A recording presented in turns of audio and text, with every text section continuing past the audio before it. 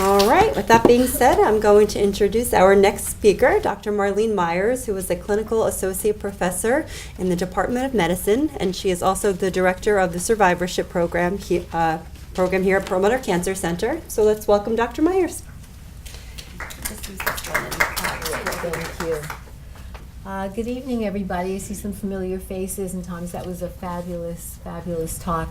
So I have a little bit of overlap with that, and we'll just skip over those slides because we're going to go through a host of things tonight, not just about prescription drugs, but some of the ethical issues about drug pricing and the opioid crisis and cancer pain. So we'll sort of do a whole host of things this evening. So what we're going to talk about is what exactly is chemotherapy and targeted therapy. How do we choose drugs that we give? What questions should you ask when you're given a prescription? We'll touch a bit on biosimilars, cancer pain and the opioid crisis, and the ethics of drug pricing, which have really become a significant issue. So anyone who's gone to the pharmacy with a headache, you can see immediately what the problem is. You show up to the counter, you have a headache, you find, pain relief aisle, and there you have 200 choices of everything from Advil to Motrin to Tylenol to Excedrin PM to Advil PM.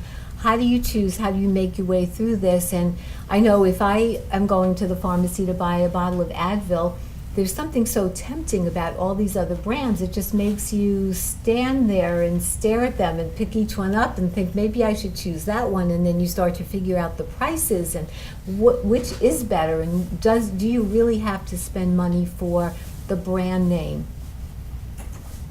So for our first audience participation is, which of the following does not belong? Advil, ibuprofen, acetaminophen, or Motrin?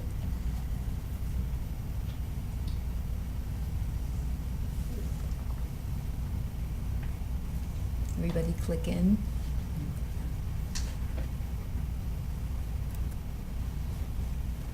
Very good. So the majority of people were right. It's acetaminophen. And why does that not belong? Different class. The others are basically all ibuprofen. Acetaminophen is what we commonly know as Tylenol. But if you're in the drugstore and you're choosing your medication, you can sometimes have a very difficult time deciding what to get. So there is lots of confusion between brand names, generics, what is chemotherapy, what is targeted therapy, what are biologics, what are biosimilars, and very importantly, why is everything so incredibly expensive? So we're going to answer all those questions. So what is chemotherapy? Essentially, chemotherapy means chemical treatment. And basically, it's targeting drugs that are rapidly dividing and killing cells that are rapidly dividing. The problem is not only cancer cells grow very quickly, and not all rapidly dividing cells are cancer cells. Yet, when you give somebody chemotherapy, because it selectively will attack rapidly dividing cells, that's why you get the side effects. And interestingly, chemotherapy was first introduced in the 1940s, and as much as we use it today, it was actually considered investigational for the next 20 years. We didn't use chemotherapy for cancer treatment. It was really considered a very odd thing to do for cancer therapy, and the mainstay of cancer treatment was either cobalt radiation or surgery. Chemotherapy can be given IV, which is intravenously or oral. It's generally given in cycles, which means that you don't take them continuously, but rather it's given every week or every 2 weeks. And a grouping of these weekly or every other week are considered a cycle. So, for example, there may be one drug that's given every 3 weeks, so it's considered a 3-week cycle. Other drugs may be given week 1 and week 2 out of 3. Again, that's a 3-week cycle. So they're given in cycles. And they unfortunately do have many systemic side effects because these are not selective treatment. It's basically taking a sledgehammer and pounding it down on your body in the sense that it's going to attack anything that grows quickly. Targeted therapy, on the other hand, has a little bit more finesse, but it's very varied. And when we talk about targeted therapy, we're really talking about drugs that are not directly killing the cells, but rather targeting growth mechanisms or targeting parts of cells or targeting blood vessels that go to cells, or targeting anything that may enhance the cancer to grow. So it's going to block signals that tell the cancer cell to divide. It's going to change the proteins in the cancer cell so that the cancer cell undergoes something called apoptosis, which means programmed cell death.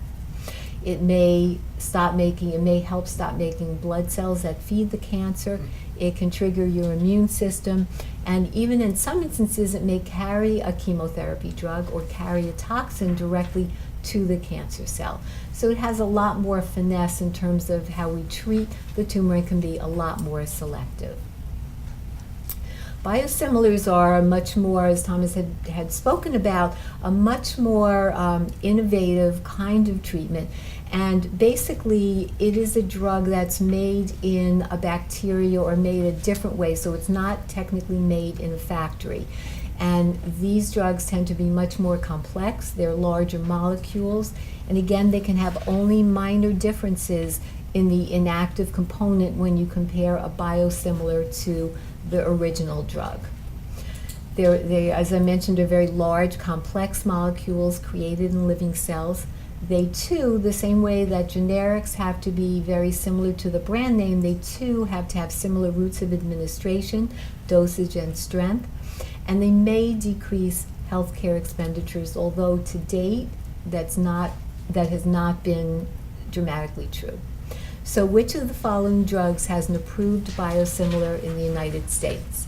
Ibrance, Avastin, Adriamycin, or ciprofloxacin? I know this is a little bit harder question than the last one, but if any of you are on these drugs, you may know. We won't wait too long, just click in whatever answer you think. So there's wide variety, but actually the true answer is B, Avastin. That is a drug that has a biosimilar that's approved. In Europe, there are quite a number of biosimilar drugs that are used. Here there are other drugs such as Herceptin, filgrastim that are shortly being approved, if not on the way to being approved. But Europe has a whole plethora of drugs that are biosimilars. So how do we choose chemotherapy or targeted therapy or biosimilars? So important features are we need to pick a drug. We need to see if you need that drug in combination or as what we call a single agent, how much of the drug should be given, and how long should you get it. And these decisions, when you go to your oncologist, despite what you might think, we're not sort of just, rummaging through and picking a drug out of a hat. There's a lot of research, a lot of work that goes into this. And the first thing is drugs tend to be disease specific. And that's true for today, but it might not be true forever. And the reason is that we're learning more and more about cancer and about cancer cells. And it turns out that there's a lot of overlap in the mutations in cancer cells. So there may come a time when you don't go to a breast cancer oncologist or a GI cancer oncologist. There may be a time where you go to an oncologist who specializes in P53 mutations or in CDK inhibitors. So it may actually be a different story years from now than it is today. Our drugs are all chosen because of lengthy research that goes on for years and years. And ultimately, the drugs are chosen because they're evaluated in terms of do they work, which translates into something called a response rate. And when we look at responses, we're looking at essentially four things. The first is a CR, which is a complete response, meaning all the cancer goes away. The second is a PR, which means a partial response, so that generally that means greater than 25% shrinkage in the tumor. We also look at DFS, which stands for disease-free survival, which means from the time you get the cancer till the time the cancer comes back, how long is that period of time? And then ultimately we'll look at OS, which is overall survival, which means from the time you get the cancer till the time you pass away from the cancer, if that's going to happen. And it may intuitively feel like those last two should be the same, that disease-free survival and overall survival are the same, but actually They're not. They can vary very widely, which is why it's important to look at those. When we're choosing drugs, we have to look at the health of the patient, something we call comorbidities. Do you have heart disease that might preclude a drug that has heart toxicity? Do you have other disease that may preclude other things? What is the toxicity of the medication? Can someone withstand the toxicity? What is the benefit and the risk? And importantly, quality of life on the medications. A medicine may work, but the quality of life may be so poor on that medication because of side effects, it may not be worth it. And very, very importantly, what are the goals of the medication? Are they to cure, to control, or to comfort? And those are very important, because if we're going for cure, for a medication for cure, you may be willing to take more in the way of side effects. Whereas if the medication is palliative, meaning we're trying to make someone comfortable or perhaps extend life, you don't want to take that period of time that's left and make it so toxic and so difficult that it's not worth giving the medication. So how can we tell if chemotherapy is working? Basically, as we spoke about, there's the response rate, but there are lots of ways that we can tell if something is working. The easiest is to feel and measure. So if someone has a lump, it's very easy. You measure the lump when someone starts treatment, and you measure the lump at some time interval.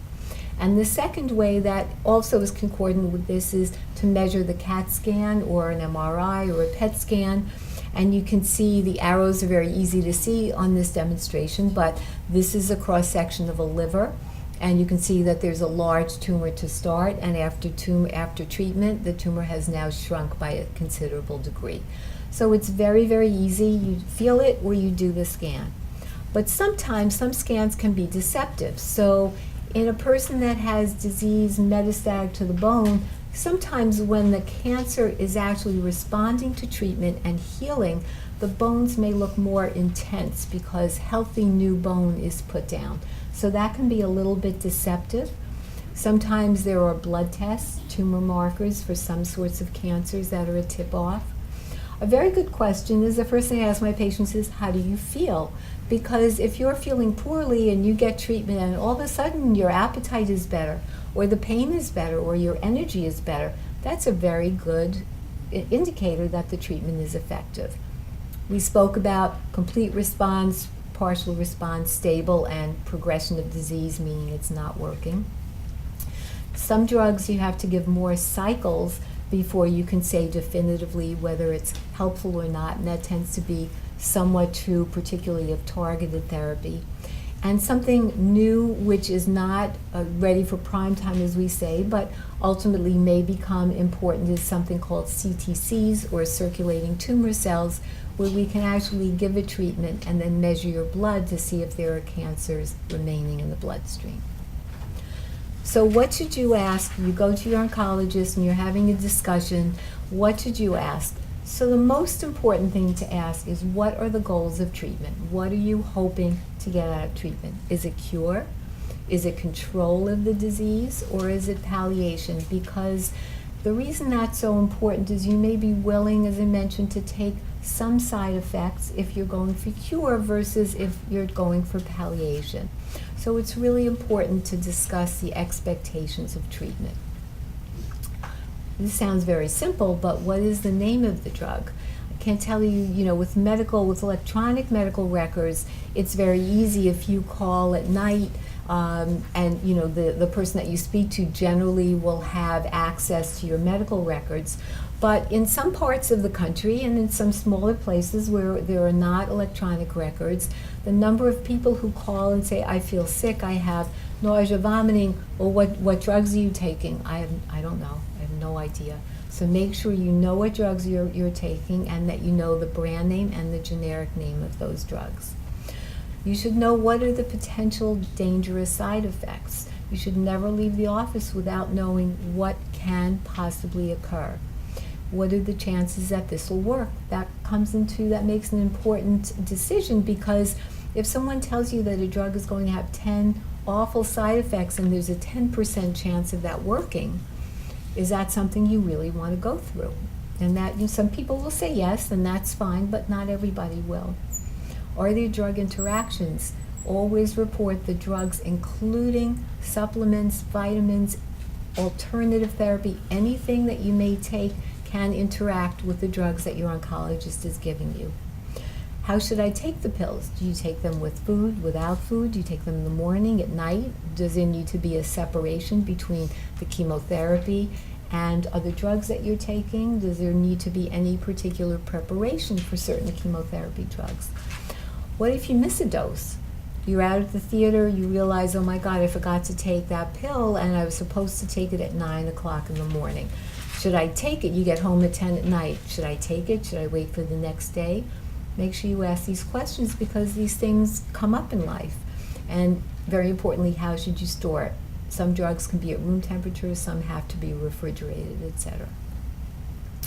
Again, keep asking. There are lots of questions. Will my insurance pay for this treatment? And if it won't, is there a reasonable alternative that will be paid for? Are there other options? The doctor tells you about a drug that he or she wants to give you, and the drug sounds really awful, or at least not palatable. You can ask, are there other options? Is there another drug I can take that maybe will work a little bit less well, or perhaps will work a little less well, but maybe won't be so toxic? So always ask these questions. How often do I need to be seen on the medication? Does anything need to be checked while I'm on it? How long will treatment last? When will you assess my progress? Where will the chemo be given? Is it given in the office? Is it given by pills that you can take at home? How will you know if it works? We spoke about that. For people who are of childbearing age, will it affect my fertility? And is there anything I should be doing in advance? And can I do anything to prepare? Should I go to the dentist? Should I have my eyes checked? Is there a particular diet? Should I be active? Should I not be so active? Are there physical or dietary restrictions? Can I eat before treatment? I'm asked that question. People assume that if you're getting chemotherapy, particularly, you're going to be sick immediately, and therefore they're not going to come to the office and eat anything before chemo. Well, the reality is probably you're going to be fine during the treatment, and you can certainly eat during chemotherapy, but if you don't ask, you don't know.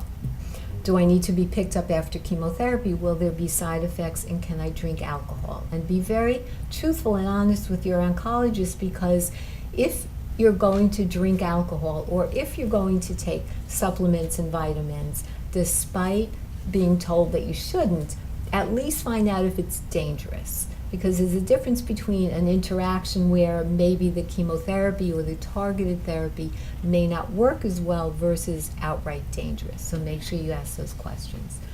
Again, will I have fatigue? How long will the chemo last?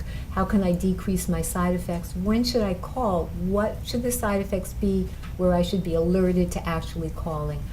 And what if I decide I don't want this treatment you're offering? What will happen then? What happens to my immune system? Can I work? Can I get chemotherapy again? That's a common misbelief. A lot of people think that if they get chemo now, they won't have it for later on. Well, fortunately, there's plenty of chemotherapy, so yes, in general, you will have it for later on if you need it. Can I take part in a clinical trial? Some people are motivated to do that. And should I get a second opinion? So these are all important questions. What should you do when you're having that initial pre-chemo visit? Make sure you take a friend, be clear about the treatment instructions, make and take a list of questions, put it in your phone, just make sure you have it. Take notes, check your insurance to make sure you have coverage, take care of any other immediate medical needs, prepare family members and friends, and don't be afraid to ask for help, and consider logistics. If you're getting weekly IV chemotherapy, how are you going to get there? Can you afford to take car service home if you need to? All these things should be worked out before your treatment. And while on treatment, report side effects, report any new drugs. If you go to your internist and he or she gives you another medication, let's say for cholesterol, make sure it doesn't interfere with your current medications. If you're uncertain, always ask. And don't assume that side effects have to be the side effects. Don't let them get out of control before you ask. So let's move now to what's become a very, very popular topic now, which is the opioid crisis. And it's popular not just here, but we read every day, every week about more and more overdoses. Younger people are dying from opioid overdoses, and it seems like a terrible slippery slope. And it's certainly sad and terrible in the healthy population, but it's particularly concerning in the cancer population, where as oncologists we do rely on opioids for a lot of cancer pain.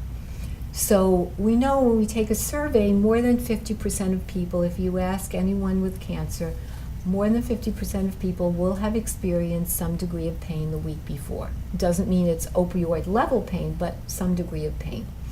And 43 to 50% of these people have curative disease. So this is not end-stage cancer, this is just a diagnosis of cancer. And 75% with advanced and curable disease will report some degree of pain. The good news is we have so many more survivors. The bad news is that means that survivors are living with pain from their treatment sometimes.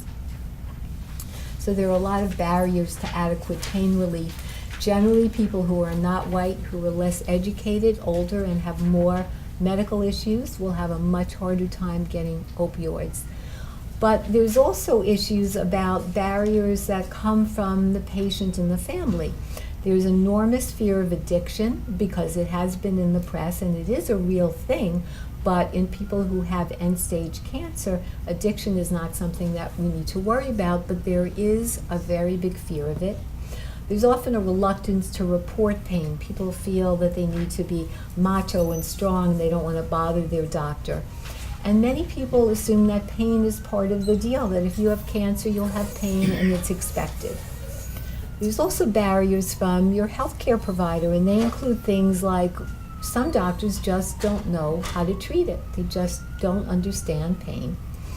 There's a lack of awareness about the components of pain, about the psychosocial components, the lack of knowledge to prescribe, and the lack of being able to refer someone to a pain specialist. And there's reluctance to prescribe from the caregiver's part. There's reluctance to prescribe because we are all told daily about this, increased risk of addiction. We're now monitored for every single prescription we write, so there's a big hubbub around prescribing opiates. And then there's system barriers, and they include that there is reduced access, particularly in poor neighborhoods, to pain specialists. There's often reduced reimbursement. Sometimes your insurance will not cover some of these narcotics. There is a shortage, particularly again in less wealthy neighborhoods. Pharmacies are much less likely to carry opioids.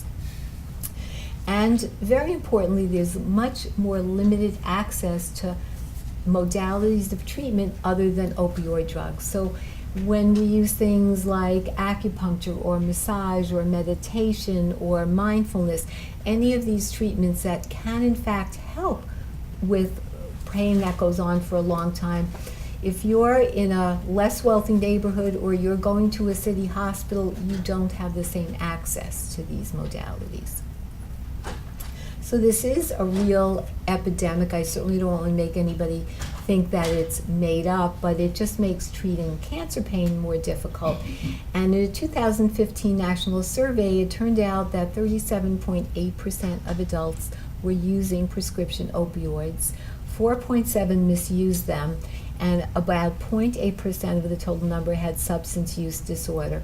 And the main motivation was people had real pain. It wasn't that they were taking it to get high.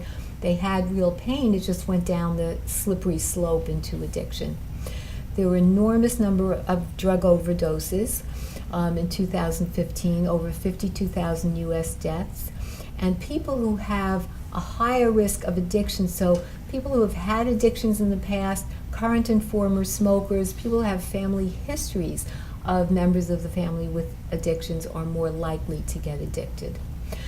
So advocacy, I use that term, but it's advocacy really for the DEA, not really for patients. And what the DEA decided to do was really to limit access to these drugs. So not only is there much more of a stigma towards prescribing and receiving drugs, but they actually limited production quota of the medications. 24 states have bills to limit the supply, so Basically, they're permitted, as a healthcare provider, you're permitted to give a 3 to 7 day supply for the initial dose. So if someone has chronic, long-standing pain, you can no longer give them a prescription for 120 Percocet. It has to be a 3 to 7 day supply. Very few bills exclude cancer, so it's not as if these bills say you can't have it, except if you have end-stage cancer. They just say you can't have it. And in New York State, there's a limit to opioid prescription to 7-day prescriptions. Pharmacies, as I mentioned, carry less in the way of opioids. And for many people, it requires prior authorization. So here's just a clinical and unfortunately a true scenario. Margie is an 80-year-old woman. She lives far from the hospital and relies on family members for transportation. She's discharged Monday after painful surgery, and on Sunday realizes she's out of medication and in a good deal of pain. So she calls her doctor, and her doctor, of course, is not on call. She gets a covering physician who gives her a little bit of a hard time because he or she doesn't know her, doesn't really know, is she addicted, is she not addicted? But he agrees to call in opioids for the one day at Sunday, so he says, okay, I'll call it in for Sunday, you have to call your doctor tomorrow. Well, her closest pharmacy, and the only one she can get to without relying on family friends to drive her a ways down the road or miles away, doesn't have them in stock. So Margie is left stuck with no pain medications, and this is a true event. So you can see that prescription opioids is a real issue in cancer pain. And the second big issue of the day is, of course, the ethics of drug costs. Anyone who's tried to fill a prescription other than some inexpensive, prescription maybe for Keflex, an antibiotic, if you've looked at the drug costs and not just your copay, you can see how astronomical they are. And a good example of this is a drug called Gleevec, which is one of the first and most successful targeted therapies. It's a class of drug called a tyrosine kinase inhibitor, and it treats CML, which is a chronic kind of leukemia. So it was released in 2001, and it was truly a miracle because Gleevec took CML, which was an acute disease, and people were expected to die from it, and really made it a very long-term chronic disease. And when it was initially priced, it was priced at $30,000 a year when it was released in 2001. 2012, it was up to $92,000 a year. And that's despite the fact that all research costs had been accounted for, so therefore the cost increase was for profit, not to recoup the costs. There were new indications for Gleevec, so it had a greater market, so there more people were buying the drug. And the prevalence, because people with CML were now living longer, and this is not a drug you can stop, you now had a population of people with CML who were living longer and continuing to take the drug. So you had more people, more use of the drug, yet the price kept going up and up and up. So why are they so high? Why are drug costs so high in general?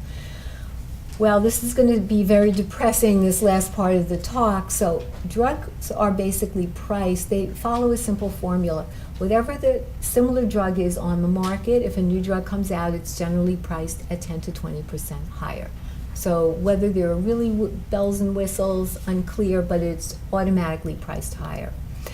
So a question was asked, is this magnitude of pricing, is there a real reason for it? Does the cost of developing this drug, does it cost so much money that you have to charge so much?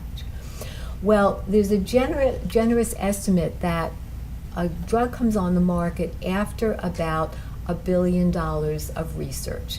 Now, people in the think tank think that this cost could actually be lowered by about 10 to 40%. But nonetheless, even if you say it costs $1 billion, that covers the cost of development of the new and successful drug, as well as all other drugs that were tried and failed before this new drug came on the market. There's also ancillary expenses that include the cost of conducting clinical trials, which is very expensive, costs required for approval, not to mention, of course, people's bonuses, salaries, infrastructure, advertising, etc., and every pen that you get with the drug name on it. So in other words, once a company sells about $1 billion worth of a drug, which doesn't take all that long because it's worldwide, most of the rest is profit.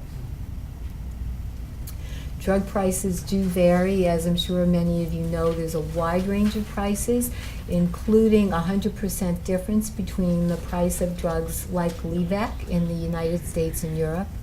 And these drug prices, unfortunately, reflect the geopolitical dynamics of a country, whether a country has socialized medicine, fee-for-service, etc.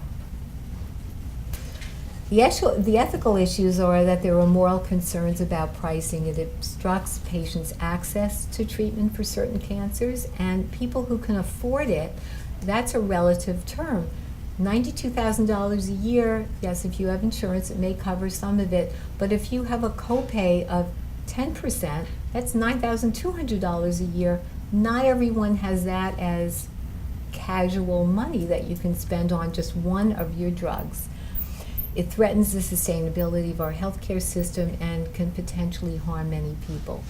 There is obstruction to access. Higher prices can deter people from getting drugs. Higher prices in the United States are encouraged by the patent system, which we spoke a little bit about earlier, but it basically allows branded drugs a period of 20 years to be the only version of that drug. And then when the drug is about to come off patent, there are lots of tricks that the company can play to extend the patent or to buy, in fact, other drugs so that their drug stays on the market. So there's a lot of things that can be done that continue. So as an example, Gleevec, the patent was initially pushed back from 2013 when it was supposed to expire to 2015, and then went yet another year before it finally lost the patent.